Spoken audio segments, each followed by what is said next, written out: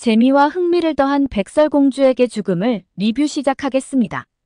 정우가 10년형을 마치고 드디어 출소를 했습니다. 하지만 무천마을 사람들 중 그를 반기는 이는 단 한 사람도 없었는데요. 심지어 엄마까지 마을을 떠나 새로운 삶을 살아갈 것을 종용했죠. 하지만 이런 말 한 번쯤은 들어보았을 텐데요. 과거를 잊은 자에게는 미래도 없다라는 말입니다. 정우는 10년형을 받아 옥살이를 했지만 여전히 자신이 친구들을 죽였는가에 대해서는 의문을 가지고 있는데요. 자신이 친구들을 잔혹하게 죽일 동기가 전혀 없었기 때문이죠. 그러던 찰나 보영 시신이 11년 만에 드디어 발견되었는데요. 정우의 마음은 두 갈래로 나뉘어집니다. 첫 번째는 시신을 찾았다는 것에 대해 안도하면서 감사하는 마음이죠. 두 번째는 시신이 발견된 장소가 천수마을에 있는 폐교였는데요. 자신은 학창시절 그런 장소가 있다는 것 자체를 몰랐기에 자신이 범인이 아니라는 확신이 강해진 것이죠. 심지어 현구탁이 보여준 살해 증거품에 있는 피 묻은 운동화는 한 번도 신지 않은 운동화였는데요. 게다가 다은이 죽은 시간은 11시 30분으로 추정됩니다. 하지만 경찰 조사 결과에 따르면 그 시각 자신은 보영이 시신을 유기하고 있었기 때문에 박다은을 죽이는 건 불가능한 일이었죠.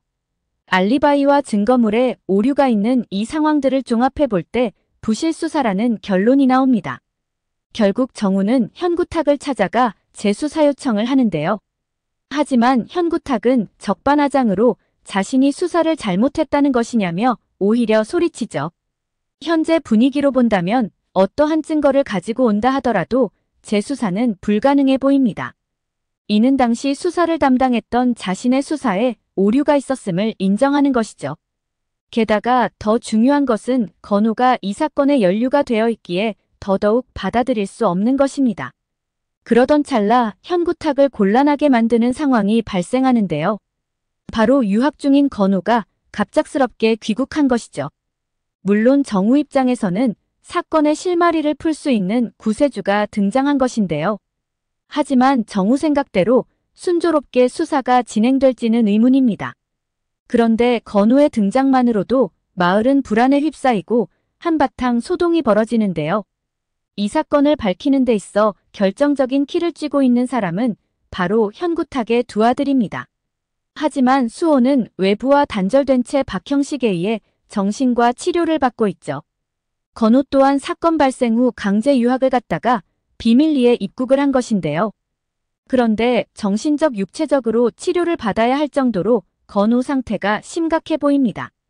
결국 정우에게 누명을 씌우고 사건을 은폐함으로써 현구탁은 자신의 두 아들을 망쳐버린 것이 아닌가 싶습니다. 보영 사건에 대해 의구심이 생긴 하설은 수호를 만나기 위해 시도하는데요. 하지만 외부와 차단된 채 치료받고 있는 수호를 만나기란 쉽지 않아 보입니다. 박다은을 살해한 것으로 보이는 박형식은 수호와 친하게 지내는 하설에 대해 의구심을 갖고 있는데요. 그가 수호를 만나고 싶어하는 이유에 대해서도 궁금해하죠. 게다가 박다은이 살았던 방에 하설이 거주하고 있다는 사실을 알게 되면서 더더욱 그의 정체에 대해서 의문을 갖습니다. 특히나 그는 현재 11년 전 살인사건에 대해 협박 문자를 받고 있는 상황인데요. 혹시나 그 문자를 하설이 보낸 것이 아닐까 하고 의심하고 있는 상황이죠.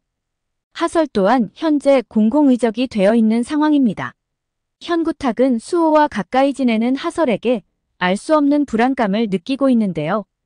이는 수호가 하설에게 발설하면 안 되는 말을 발설할까 두려운 것으로 보이죠. 현구탁은 하설을 무천에서 쫓아내기로 결심하는데요. 그리고 민수 아버지에게 지시해 해고하라고 압박을 하죠. 이후 해고당한 하설은 이 모든 것이 현구탁 지시에 의한 것임을 알게 됩니다.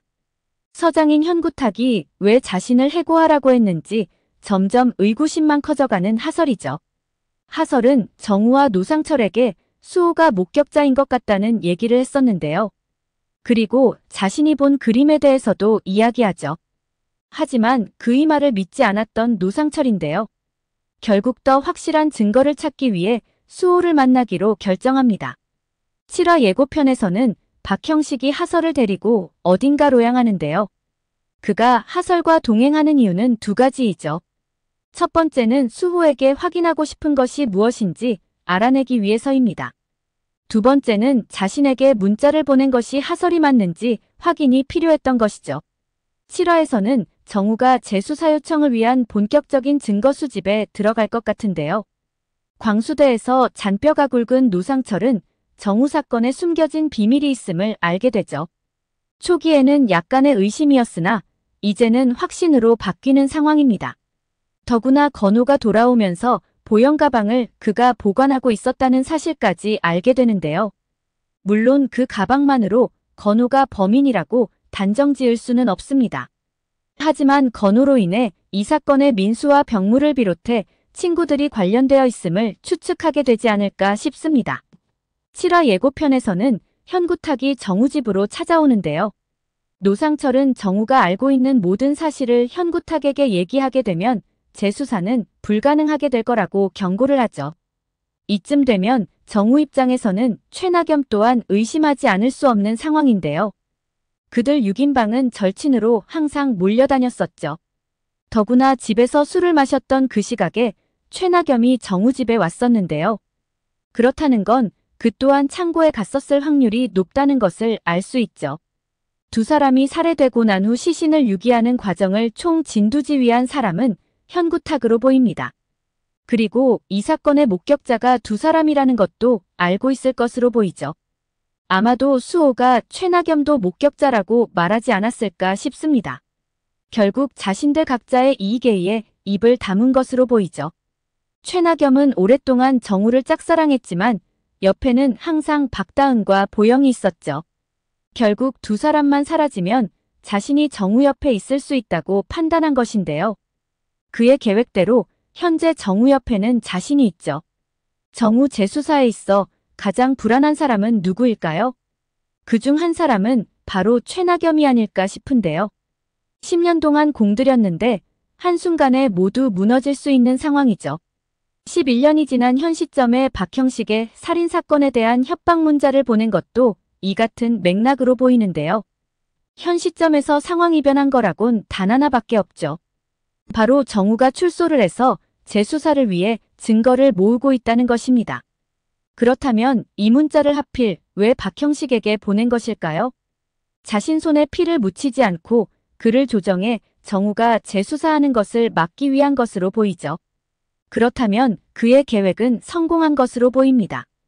박형식은 협박 문자를 받은 이후 모든 신경이 문자에 가 있는데요. 누가 보낸지 알 수 없기 때문에 더 불안한 것이죠. 즉 박형식을 통해 목격자인 수호를 외부와 단절시켜 입을 다물게 하려는 수로 읽히는데요. 그의 계획대로 외부와 철저히 차단시킨 채 약까지 바꿔가며 그를 감시하고 있습니다. 문제는 선거를 앞두고 있는 부인 예영실까지 이 문자를 봤다는 사실이죠. 그런데 왠지 예영실 또한 이 모든 사실을 알고 있을 것으로 보이는데요. 박형식이 평소 여성 편력이 심하다는 것을 알고 있습니다. 사건 당일에 박형식과 함께 박다은 시신을 유기하지 않았다고 하더라도 이후에 그로부터 전해 들었을 것으로 보이죠. 박형식은 예영실 앞에서는 말대꾸조차 하지 못할 정도로 잔뜩 긴장하는 모습을 볼 수 있는데요. 어쩌면 이 사건으로 인해 약점 잡힌 그가 꼼짝 못하는 것이 아닌가 싶습니다. 어쩌면 하설은 박형식에 의해 수호가 있는 병원에 감금되지 않을까 싶습니다. 실제 원작에서도 실종되어 감금되는 것으로 나오죠. 목격자에 대한 증거를 찾아오겠다던 하설이 갑자기 실종된 사실을 정우와 노상철이 알게 될 것 같은데요. 그리고 하설을 찾기 위해 그의 행적을 뒤쫓지 않을까 싶습니다. 하설의 이동 경로를 찾던 두 사람은 박영식이 연관되어 있다는 것을 알게 되겠죠. 그리고 하설의 말대로 수호가 목격자임을 알게 될 것 같습니다. 그리고 박다은 시신은 수호 화실에 있는 것으로 보이는데요. 원작에서는 수호가 박다은을 좋아한 것으로 나옵니다. 그런 수호가 우연히 박형식이 박다은을 살해하는 현장을 목격하게 되죠. 박형식은 놀라서 도망가는데요. 수호가 죽어가는 다은 옆을 떠나지 않고 지킨 것으로 나오죠. 자폐증으로 컨트롤이 힘든 수호인데요. 현구탁이 다은을 지하 벙커에 데리고 와 수호에게 지키라고 한 것이죠. 수호는 지극정성으로 그를 돌본 것으로 보입니다. 정우가 출소하기 전까지 말이죠. 오늘 영상은 여기까지입니다. 구독, 좋아요는 언제나 제게 큰 힘이 됩니다.